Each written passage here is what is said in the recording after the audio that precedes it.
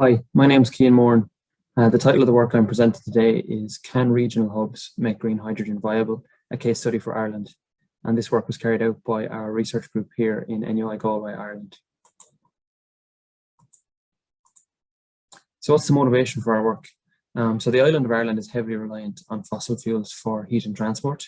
They make up 94.5% of our energy use in these sectors. And heat and transport also account for 74% of energy-related emissions. What we do have is a high level of renewable electricity. Most of this is wind power, predominantly located on the west coast. There is, however, a growing issue of wasted wind power. 12% of the wind generation in 2020 was lost due to dispatch down. This is either because of local congestion or system level issues on the electricity grid. Looking to the future, the EU have set increased targets for emissions reductions of 55% by 2030 from 1990 levels. And this will require far more energy storage and flexibility as the level of installed renewables increases significantly, both in Ireland and across Europe. So hydrogen is a solution to these issues. It can be produced from electricity, and it can also be stored as a gas or a liquid for long periods. And then we can use it for these harder to abate applications that can decarbonize heavy transport and heavy industry as well. So what are the objectives of our work?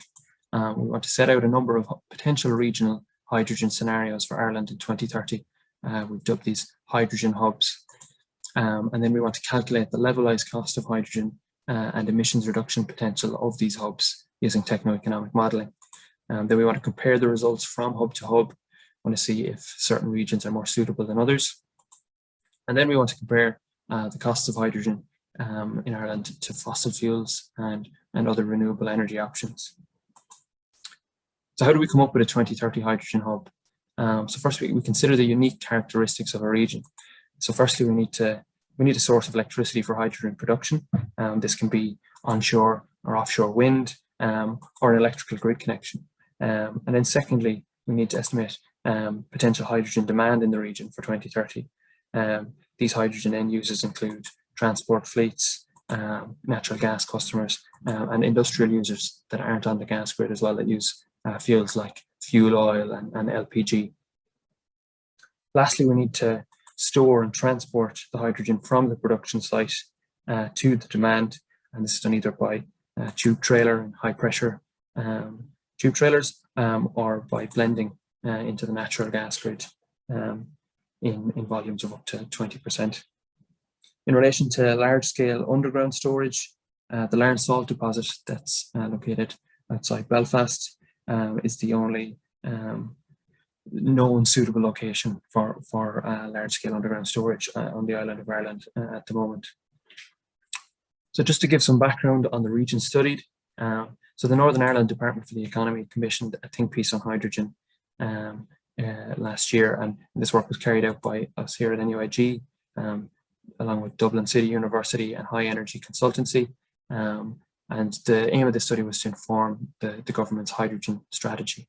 So we estimated a 2030 hydrogen demand for transport of 500 trucks, 300 buses, and 8 trains. And we also assumed regional gas grid injection of 15% by volume. I've already mentioned the potential for large-scale storage at Larne. And Northern Ireland is also very well interconnected with the electricity grid and the gas networks of both the Republic of Ireland and Scotland. So if we look at Loughree, the area around Loughree in the Midlands of Ireland is home to Lanesborough Power Station. So this is a peat-fired power station that closed last year, and as a result, hundreds of jobs in the region were lost. And we were involved in work funded by the Just Transition Fund to look at alternative uses for the site. So we're looking at hydrogen, but it was also looking into biomethane and other technologies, battery storage, stuff like that. So we looked at hydrogen production on the site of the power station and also from a nearby wind farm. So Slieve Bawn wind farm is nearby, it's 58 megawatts. And there's also another wind farm in planning that's nearly double the size. That should be located nearby. And then in terms of end uses, we looked at local haulage fleets industrial heat, and natural gas consumers.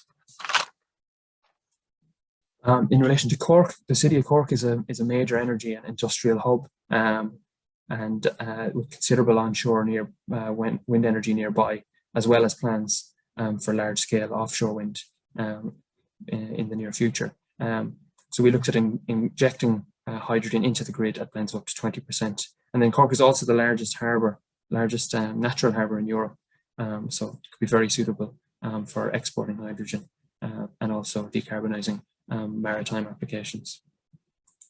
And then the town of Sligo.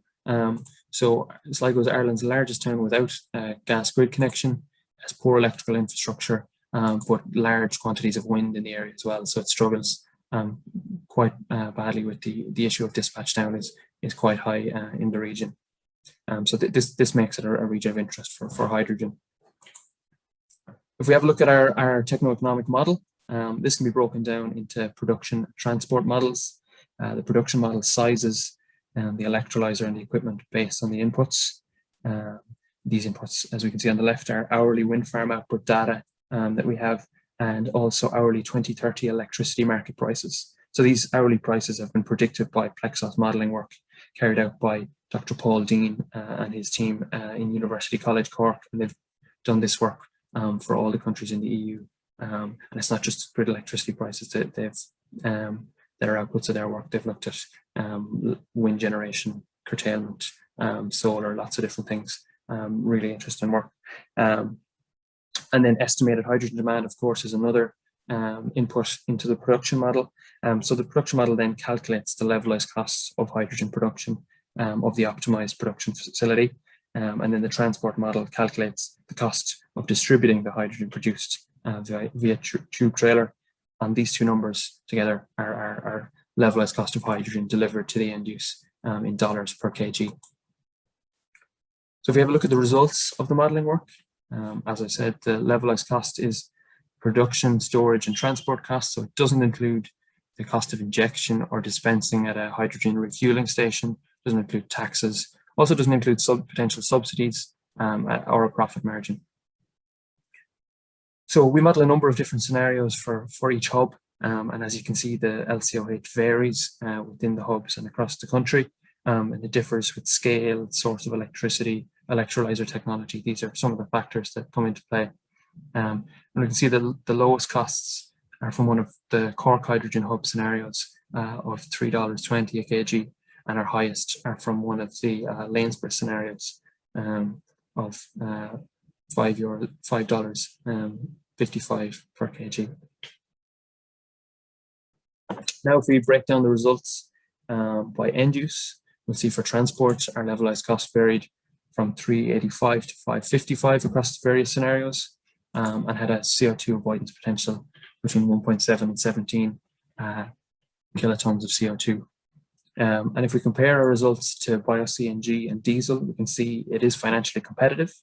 Now, it is important to note that the figure for hydrogen is a cost. It doesn't include tax profit, as I said, whereas the diesel price here is today's diesel price at the pump, adjusted for the 2030 carbon tax.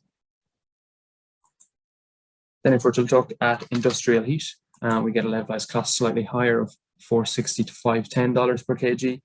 And the chart, and also then CO2 avoidance potential of 5 to 9 kilotons of CO2. If we look at the chart on the right here, we can see that subsidy is required for hydrogen to be competitive with fuel oil, at least in the short term to 2030.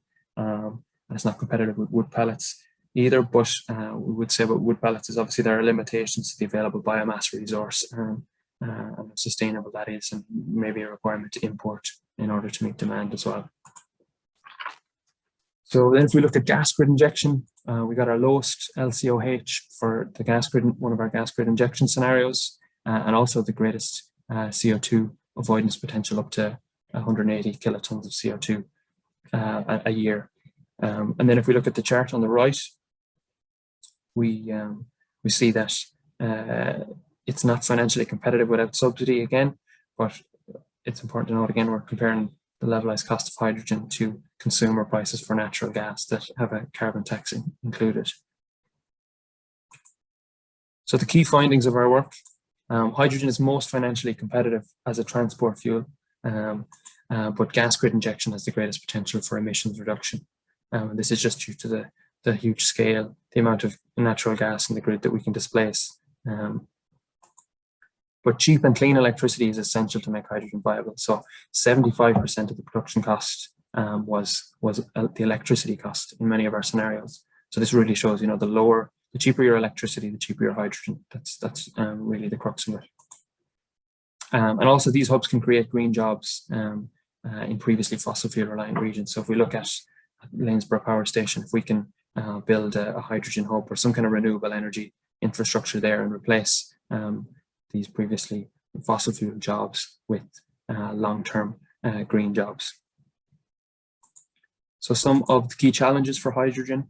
So there's a real need for cost-effective and efficient storage for long periods and transport over long distances. There's also a requirement to stimulate hydrogen demand in line with green hydrogen production. And it's really essential that there's a sufficient carbon tax and policy support in order to make these things happen.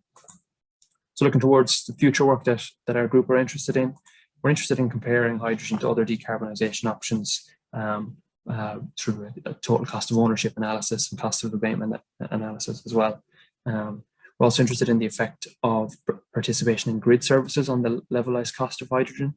So investigating, what grid services that an electrolyzer could provide and gain additional revenue in order to reduce its production costs.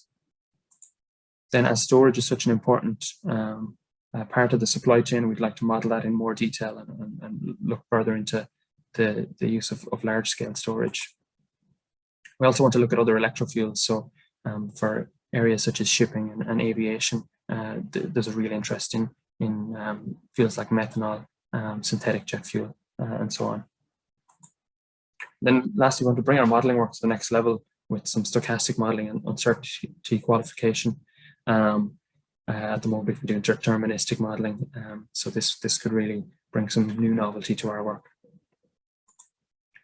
So I'd just like to thank my co-authors for all the fantastic work they've done as part of this study, and also our colleagues from academia and industry from all around Ireland and abroad that have contributed to the work. So thanks very much for listening. I'm happy to take questions for people to reach out to me by email. So yeah, thanks very much.